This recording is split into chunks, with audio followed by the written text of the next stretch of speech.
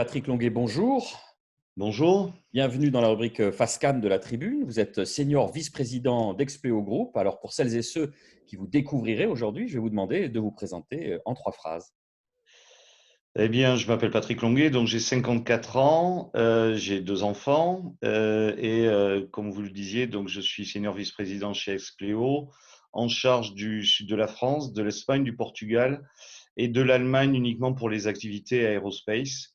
Pour rappel, Expleo Group, enseignement à système technologie, est un groupe de prestations de services, d'engineering, qualité, digitalisation, et nous sommes 15 000 personnes à travers le monde.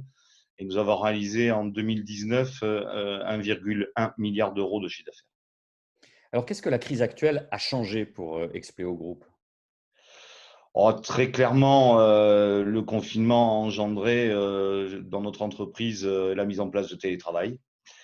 Puisque, comme vous le savez, à partir du 16 mars, nous avons dû nous organiser différemment. De par nos activités, nos équipes, plus de la moitié de nos équipes est présente chez nos clients, sur les sites de nos clients.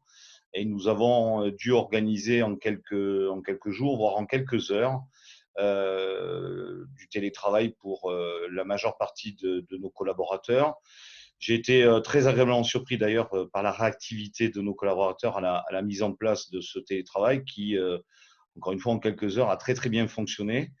Le deuxième point qui a changé pour nous, c'est la solidarité qui s'est instaurée entre nos équipes et le management. C'est également la solidarité avec nos clients. Et c'était important, ça a été très apprécié par nos clients d'ailleurs. Et puis également, ce qui a changé, c'est notre façon de travailler. Puisqu'effectivement, de par nos activités, nous sommes, comme je le disais, au contact de nos clients et on a dû changer nos façons de travailler, notamment avec la mise en place d'outils de conférences téléphoniques, Skype, Teams, et l'organisation de calls quotidiennes avec nos équipes. Alors, le manager que vous serez après la crise sera-t-il le même que celui que vous étiez avant? C'est une question un petit peu tarte à la crème. On se doute que les choses vont changer. Ah, écoutez, bon, je suis par nature quelqu'un de très attaché à la communication et au contact humain. Donc effectivement, cette période confirme l'importance, notamment dans nos activités, du contact avec nos équipes. Incontestablement, c'est quelque chose voilà, qui se confirme. Ensuite, je pense que des qualités que j'appréciais précédemment sont encore plus importantes aujourd'hui, hein. C'est l'adaptabilité à la situation, l'agilité également pour s'adapter également à cette situation, agilité dans les décisions, parce que de temps en temps, il a fallu effectivement prendre des décisions assez rapides. Je dois dire aussi que j'ai été, et j'en suis reconnaissant auprès des collaborateurs d'Expleo, impressionné par la qualité et on va dire la résilience de nos collaborateurs face à cette période qui, pour tout un chacun, n'est pas évidente du tout. Alors, on commence à avoir des nouvelles, je vais dire prudemment, de plus en plus encourageantes. Comment est-ce que vous préparez la reprise à Expleo Group? Alors, la reprise pour certaines de nos activités a déjà démarré. La priorité absolue pour Expleo, c'est la sécurité sanitaire de nos collaborateurs. Chaque fois qu'il y a une reprise d'activité, et de jour en jour, il y en a, nous nous assurons avec des checklists que les principes de sécurité sanitaire sont respectés. Ça, c'est le premier point.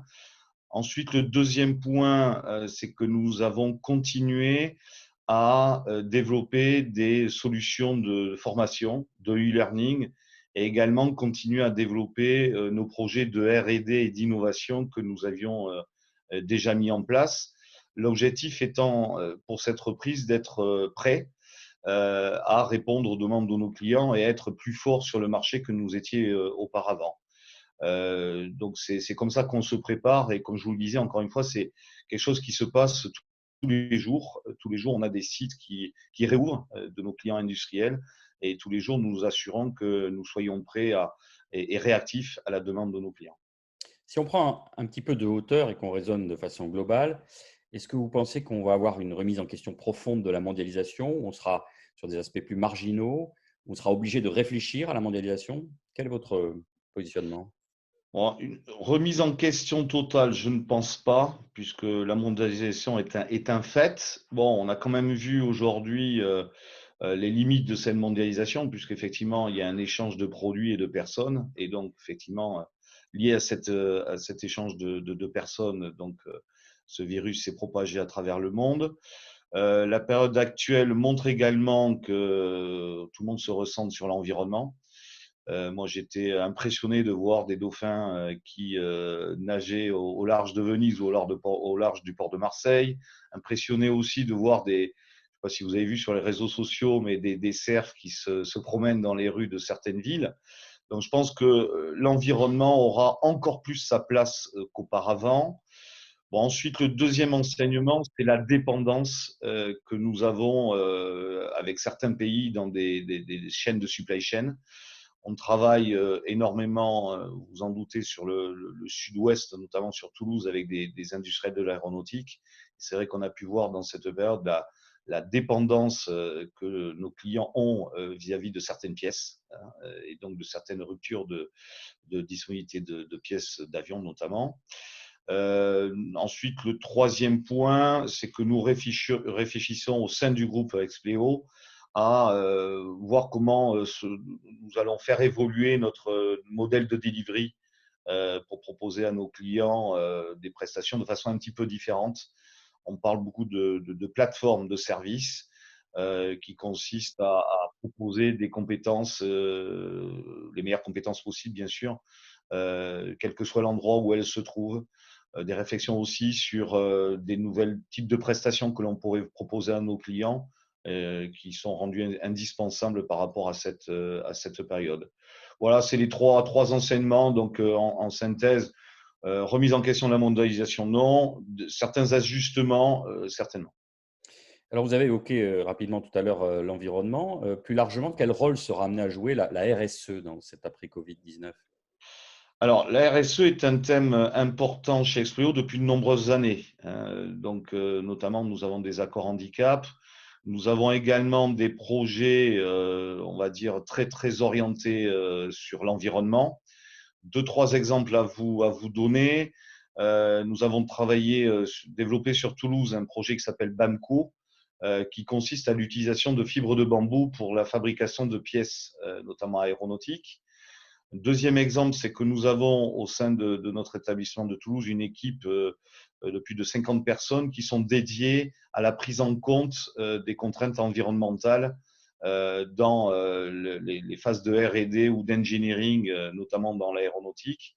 Et ensuite, un troisième exemple chez Expleo qui n'est pas dans la région, que je trouve remarquable, c'est avec la société Cleanatech, où nous avons développé un projet qui consiste à mettre des capteurs dans le cortex cérébral d'un patient paraplégique qui enregistre les pulsions électriques et qui permet effectivement d'assister ces personnes handicapées dans, on va dire, dans la capacité de mieux se mouvoir. Donc, c'est ces trois exemples que je vous donne.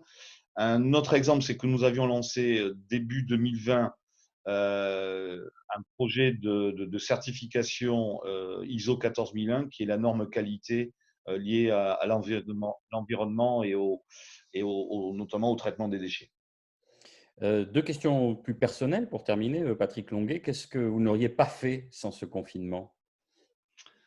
Alors, beaucoup de choses. Qu'est-ce que je n'aurais pas fait? Déjà, le fait d'être confiné en télétravail, ça me permet d'être plus présent donc à la maison et donc de déjeuner avec ma famille, ce que je ne faisais pas précédemment. Qu'est-ce que je n'aurais pas fait? C'est effectivement me mettre à jour sur des travaux de bricolage ou de jardinage que je laissais de côté depuis plusieurs mois. Bon, et ensuite, je me suis remis au footing parce que je suis un joueur de golf, donc je joue au golf toutes les semaines.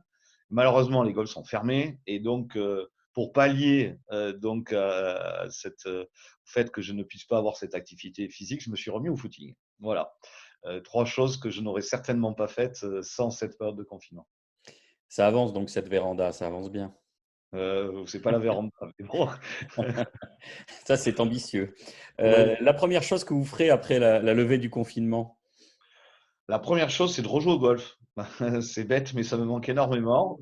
Donc, ça, c'est de rejouer au golf dès que les parcours seront ouverts. Ensuite, je pense, comme tout un chacun, le contact physique, notamment avec mes amis et ma famille, me manque énormément. Donc, c'est de revoir mes amis. Alors, bien que l'on ait organisé des apéros par Skype, c'est quand même pas tout à fait la même chose. Et puis ensuite, je pense, comme tout le monde, de revoyager, voilà, de sortir de l'environnement, on va dire, de la maison. Effectivement, et réavoir des contacts avec la famille et les amis. Merci beaucoup, Patrick Longuet, d'avoir pris le temps de répondre aux questions de la tribune. Merci à vous.